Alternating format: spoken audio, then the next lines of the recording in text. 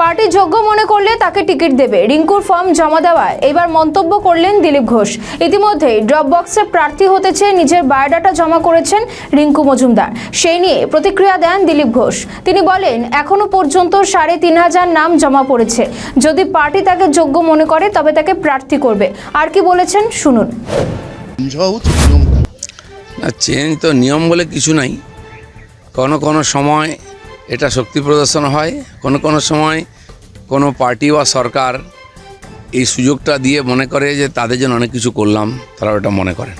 ভারতবর্ষে গণতান্ত্রিকভাবে রাস্তা কেউ আটকাতে পারে না। একসময় মুম্বাইতে হতো, উত্তরপ্রদেশে তো বন্ধ হয়েছে। পশ্চিমবাংলায় এই উৎপাতটা চলবে কিছুদিন, কারণ মমতা ব্যানার্জি এই দিয়ে মুসলমানদের বোঝাচ্ছেন তোমাদের জন্য আমি অনেক কিছু করলাম।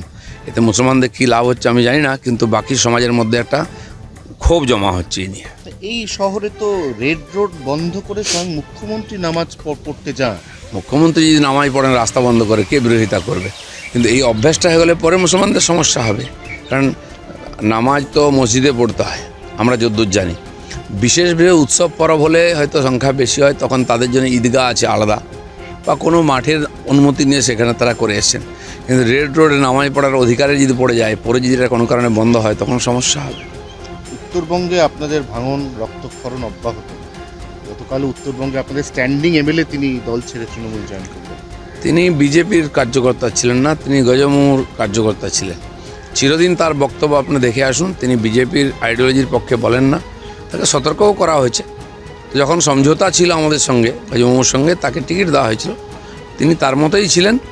তিনি টিএমসির বিরুদ্ধে লড়াই করে এসেছিলেন, আবার টিএমসিতে যেতে যান, সেটা এখানকার মানুষ ঠিক করবে।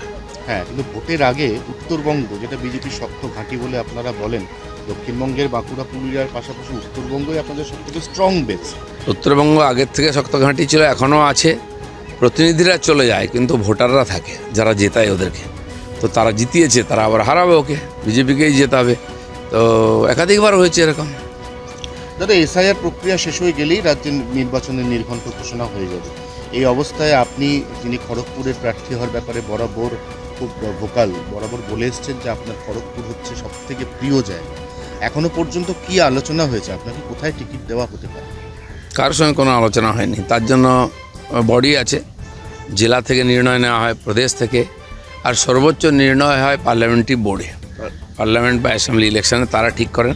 আর পার্টির সেই সিস্টেম অনুযায়ী যখন পার্টির লিস্ট ক্লিয়ার হবে, ওটাই ফাইনাল। তার আগে কোনো কিছু কথাবার্তা ফাইনাল এসব চর্চা তো সব জায়গায় চলছে। যারা অথরিটি আছেন, কমিটিতে আছেন, তারা ডিসিশন নেন, তারা নাম পাঠান, সেসব প্রক্রিয়া চলছে।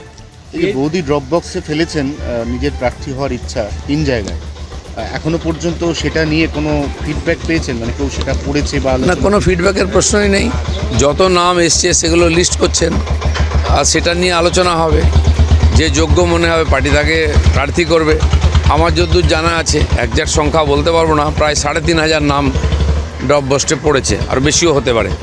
তার মধ্যে আমার স্ত্রী, তিনি পার্টির পুরনো কর্মী, অনেকে যেমন নাম দিয়েছে, উনিও নিজের ইচ্ছা জাহির করেছেন যে আমিও ভোট লড়তে চাই। পার্টি যোগ্য মনে করলে তাকে টিকিট দেবে, নাহলে দেবে না। আপনার সবুজ সংকেত রয়েছে? না, আমি তো ওনাকে বলিনি যে তুমি রাজনীতি করতে পারবে না, তুমি রাজনীতি করো, তোমার ইচ্ছা মতো করবে, নিজের জোরে করবে, পার্টি বাকি ডিসিশন নেবে। হ্যাঁ, কিন্তু স্বামী স্ত্রী দুজনেই যদি প্রার্থী হয়ে যায়, মানে সংসারটা সামলাবে। আমাদের আবার সংসার কি,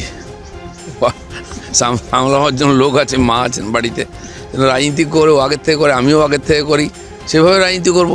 আর আমরা প্রার্থী হব কি না সেটা পার্টি ঠিক করবে। ধরুন দুজনেই প্রার্থী হলেন, দুজনেই জিতেও গেলেন, কি হবে তখন? দুজনের আলাদা আলাদা সংসার ছিল, এক হয়েছে। আবার দুজনে লড়াই করবে, পার্টির কর্মীরা লড়াই করবেন, তারা পার্টির নেতাদেরকে জেতান, নিজেকেও জেতে না। কি পেছাবে চূড়ান্ত ভোটার তালিকা প্রকাশের দিন, মানে এসআইআর নিয়ে যেটা হচ্ছে? এখনও আমার যেটা মনে হলো, খবরে শুনলাম প্রায় 85 লাখ লোকের ভাগ্য এখনও ঝুলে আছে।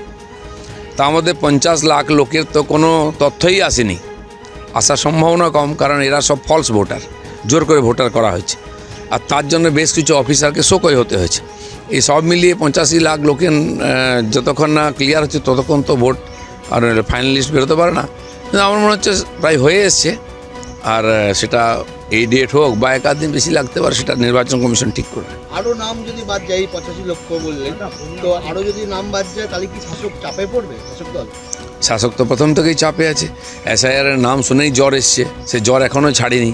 ফাইনাল লিস্ট যদি বেরিয়ে যায় আমার জ্বরটা আরও বেড়ে যাবে, 102-3ও হতে পারে। হ্যাঁ, কিন্তু অনেকে বলছে যে নাম বাদ যাচ্ছে, এমনটা ভাবার কোনো কারণ নেই যে শুধু তৃণমূল ভোটারেরই নাম বাদ যাচ্ছে, এটা সবারই লস। না, তৃণমূলীও কেন ভাবছে তাদের নাম বাদ যাচ্ছে? ঝগড়া ওরা করছে কেন? কই অন্য পার্টি তো কেউ প্রদর্শন করেনি, কেউ বিএলওদের আটকায়নি, বাড়িতে ঢিল মারেনি, ভয় দেখায়নি, বিজেপিও করেনি। আর সেই জন্য ক্ষমতায় এর আগের লাস্ট যে এসআইআর হয়েছে পশ্চিমবাংলায় 2 থেকে 4 সালে, তখন সিপিএম ক্ষমতায় ছিল, আর তাতে সিপিএমের লাভ হয়েছিল, সিপিএম জিতেছিল সেকেন্ড টাইম। তো টিএমসি কেন ভয় পাচ্ছে হেরে যাবে? আর যেমন বিহারে ইলেকশন হলো, বিহারে 65 লক্ষ নাম বাদ গেল, যেখানে সরকার ছিল বিহারের বিজেপির, আবার তারাই জিতলো। তো এখানে তাই হওয়া উচিত, কিন্তু মনে হচ্ছে ডাল মে কুচ কালা হয়, তাই ভয় হচ্ছে। যেভাবে লক্ষ্মী ভাণ্ডারে বরাদ্দ বাড়িয়ে দিয়েছে, যুব ভারতী বরাদ্দ বাড়িয়ে দিয়েছে, তাতে কি মনে হচ্ছে আপনারা কোনো চাপে পড়তে পারেন? দিল্লিতে সরকার অনেক কিছু বাড়িয়েছিল, এভাবে জিতেও ছিল, কিন্তু দেখা গেল টাই ফিস, ভোট হলো, মানুষ শুয়ে দিল ওদেরকে। তো সেই জন্য মানুষ এত বোকা নয় যে 2-4 টাকা নিয়ে ভোট দিয়ে দেবে। টাকা নেবে, ভোট যেখানে দেওয়া সেখানে দেবে। আমাদের ভিডিও ভালো লাগলে লাইক ও শেয়ার করুন, কমেন্ট সেকশনে আপনাদের মতামত জানান। আরও ভিডিও পেতে আমাদের চ্যানেলটিকে সাবস্ক্রাইব করুন এবং প্রতি মুহূর্তে খবরের আপডেট পেতে প্রেস করুন বেল আইকন।